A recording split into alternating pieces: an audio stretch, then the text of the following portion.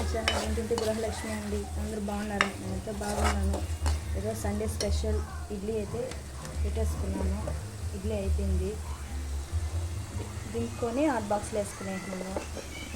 మా వారు chicken తెమ్మన్నాను, chicken తెచ్చారు.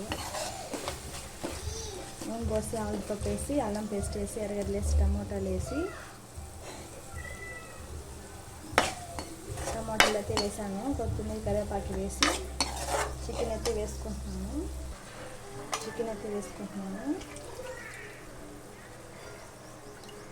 సండే మీ ఇంట్లో ఏం స్పెషల్?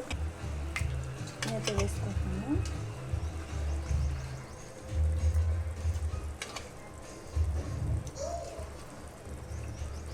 ఇది నాకు ఇష్టమని మా వారైతే తెస్తారు సండే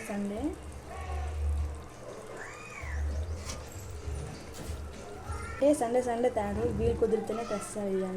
ఇదంటే నాకు చాలా ఇష్టం కాబట్టి మా వారు తెస్తారు.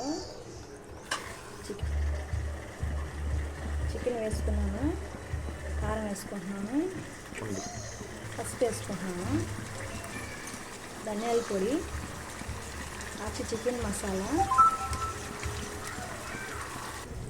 రాళ్ళుప్పు అయితే వేసుకుంటాను. నేను అన్నిటికీ రాళ్ళుప్పే యూజ్ చేస్తాను. కూరలన్నిటికీ మిక్స్ చేసుకుంటున్నాను.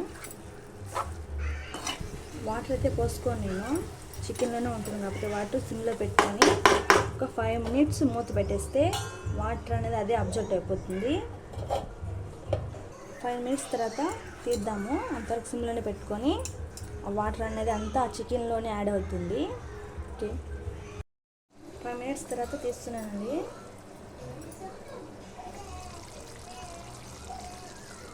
గుడ్ స్మెల్ వస్తుందండి, అంటే చికెన్ స్మెల్ బాగా వస్తుంది.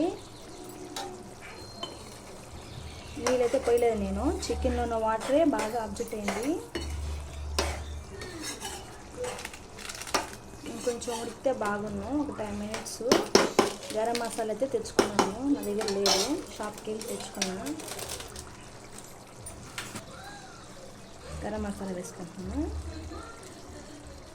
మిక్స్ చేసుకుంటున్నాను.